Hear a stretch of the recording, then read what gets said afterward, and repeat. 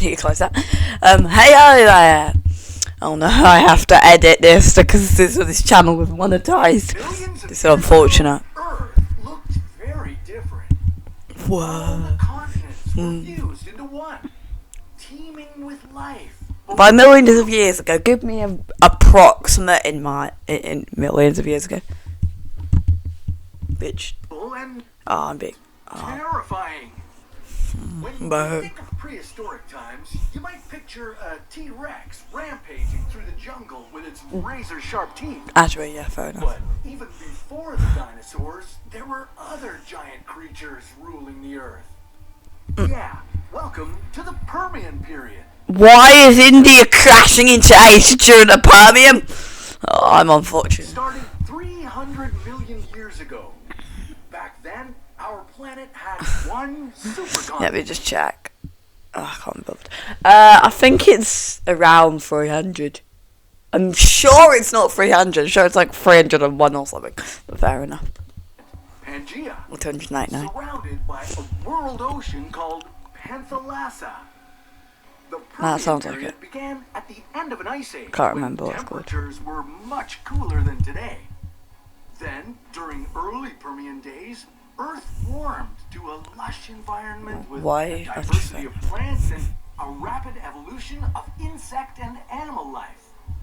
Only, as you probably know, everything is ever-changing on our blue marble. Whoa. Over the next 50 million years, Earth kept growing hotter and drier. Eventually, the most deadly event in the history of our planet wiped out nearly everything that ever lived here. Scientists called this event the Great Dying, and it was the most catastrophic mass extinction event the Earth has ever seen. And the Earth has seen 5 of them. But 5 major mass extinctions in the what's it called? Phanerozoic. You can debate because there's only 5 major ones in the Phanerozoic, but you also have calling the middle Permian one, which was really big, a minor one, and also which one? So there's the one of the Devonian events is a minor event. Can't remember which one it is. Let me take you on an Which one's a epic major? journey back in time. Okay. Here in the Permian period, gonna do some of the most incredible species that roamed our young planet are about Young planet! Young! What do you define as a young planet? It's over 1 billion years old at this point, and life is 1 billion years old at this point, and the planet is about 1,500,000,000. No, it's only 250 million years ago. We're roughly in the same orbital position as we are now. Fun fact, roughly.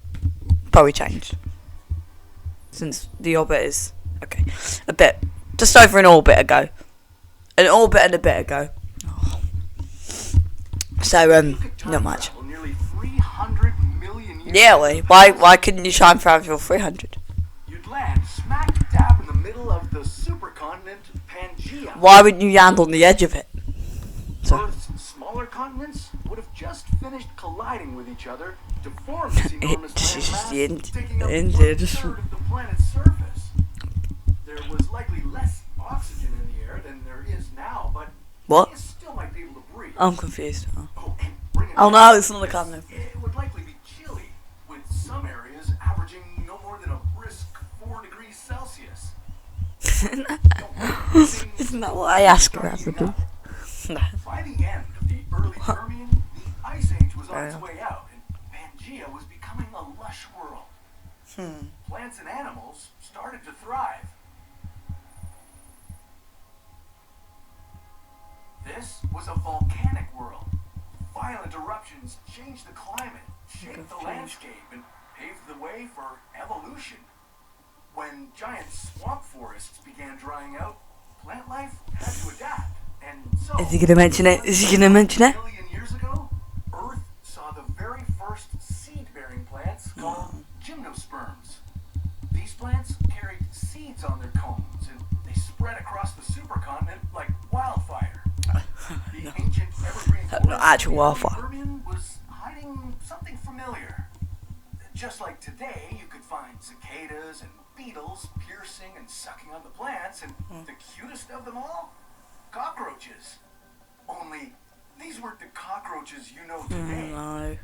These prehistoric vermin were gigantic. What makes them vermin? What makes them vermin? They predate humans by 200 years. Like these. What makes them vermin if humans aren't there? It's not vermin if humans aren't there. It's actually for rats. They're still vermin. Never ruled prehistoric land. That's good news, am I right? No, something much more fascinating was roaming Pangea. Why don't you get cockroaches? Ancestor of primitive mammals, Dimetrodon. This animal was as fascinating. It's not an ancestor, it's a cousin. Terrifying. Encountering a Dimetrodon would be quite a sight to behold. This ancient lizard grew to 5. Yeah! Oh no! It is a synapsid. It is not a lizard. If you call that thing a lizard, you are also a lizard. Weighed 225 kilograms. It had a large sail running down its spine. Scientists think this sail helped the reptile regulate its body temperature. You just called it a reptile. I'm offended. Are you a reptile as well? This person wants to be a reptile. Maybe review it again. Soaking up warmth during the daytime and dissipating excess heat during the cooler nights. It would walk toward you like a crocodile and act like a total menace. Why are you assuming a crocodile of all things? Technically, it would act like a mammal. Probably a monetary. But Was an maybe a apex bit stupider. predator of its time. no. Watch out for a mix of sharp and flat teeth that would slice you open and grind you up. That's from Jurassic World Dominion, isn't it? It's very In the overly Middle specific. Permian period, other mammal-like reptiles took over the planet. Oh, The so- rhapsids. They Bah. had strong jaws with sharp teeth and a somewhat upright stance thanks to their legs being situated We do. So, underneath the their can't. bodies. The rhapsid reptiles varied from the 5-meter-long, likely omnivorous Deuterosaurus to the 5 times smaller, meat-eating Lycanops. You could be plenty of What's- the rhapsids if you stuck around for another 20 million years. During the Middle Permian period, Earth kept getting hotter. The average global temperature on Pangea grew to about 25 degrees Celsius. And volcanoes were spitting greenhouse gases out into the atmosphere. The middle?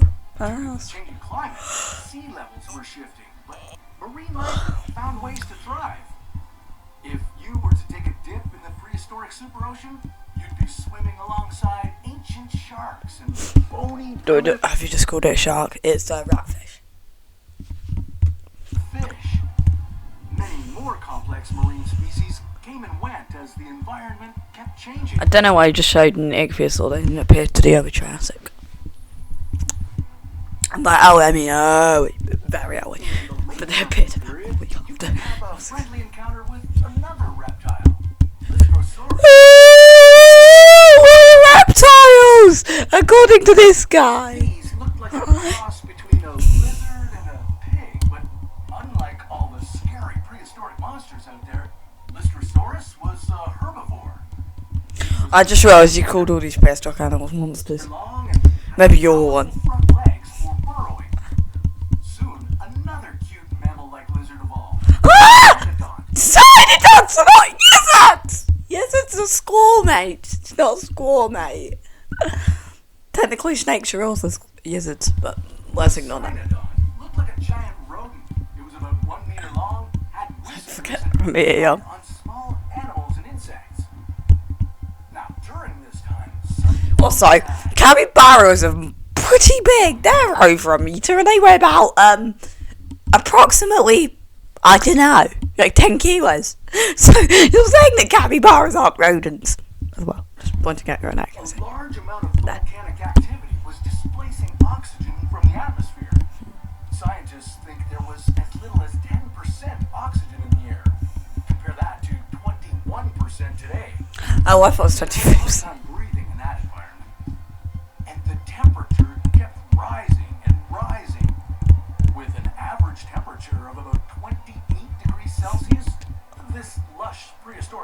was turning into an oven. Doesn't Britain have an average of about 25?